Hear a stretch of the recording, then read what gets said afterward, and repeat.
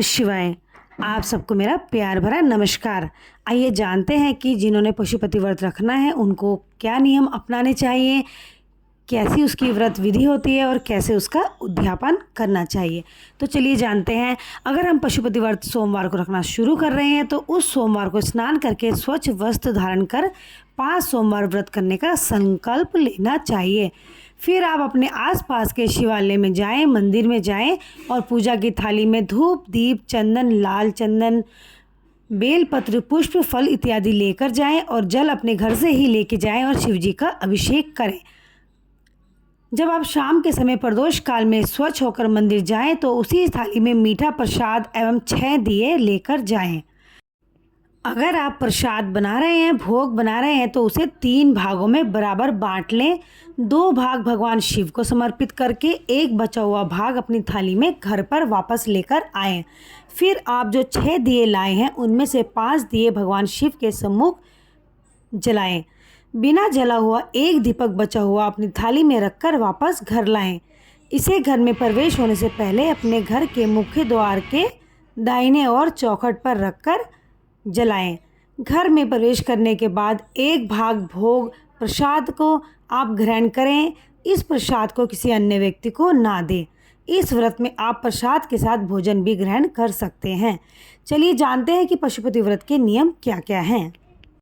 शास्त्रों के अनुसार प्रत्येक व्रत के अपने अपने कुछ नियम होते हैं। वैसे ही इस व्रत के भी कुछ नियम हैं जो इस प्रकार हैं। जैसे इस व्रत को सोमवार के दिन ही किया जाता है। इस व्रत में सुबह और शाम प्रदोष काल में मंदिर में जाना अनिवार्य होता है। किसी कारण आप व्रत करने में असमर्थ हैं तो उस सोमवार को व्रत नहीं करना चाहिए। आप जिस मंदिर में जाते हैं, प्रथम सोमवार को गए हैं, उसी मंदिर में 5 सोमवार जाना जरूरी माना जाता है। शाम के समय प्रदोष काल में पूजा का बड़ा महत्व है। व्रत करने वाले को दिन में सोना नहीं चाहिए। भगवान शंकर का ध्यान करते रहना चाहिए। इस व्रत में आप दिन में फलाहार भी कर सकते हैं। यदि आप दोबारा व्रत करना चाहते हैं तो एक सोमवार छोड़कर व्रत प्रारंभ कर सकते हैं। व्रत के दौरान श्रद्धानुसार दान भी करें। चलिए जान लेते हैं कि पशुपति व्रत का उद्यापन कैसे करना चाहिए। पशुपति व्रत को 4 सोमवार तक दी गई विधि से पूजा अर्चना करें। 5वां सोमवार जब आप सायंकाल प्रदोष काल के समय मंदिर जाएं तो अपनी पूजा की थाली में भोग, प्रसाद, दीपक के साथ एक नारियल जिसमें 5 या 7 मूली लपेटी हुई हो उसे लेकर जाएं। इनको भगवान शिव को दक्षिणा में चढ़ा दें। हो सके तो 108 बेलपत्र, 108 अक्षत के दाने, 108 पुष्प और 108 मूंग के दाने से भोलेनाथ का श्रृंगार करें। अभी सावन शुरू होने वाले हैं। कुछ लोग सावन में सोचते हैं कि हम पशुपति का व्रत रखेंगे तो भोले बाबा की अति कृपा प्राप्त होगी। ऐसा नहीं है। सावन का व्रत पूरा सावन ही रहेगा।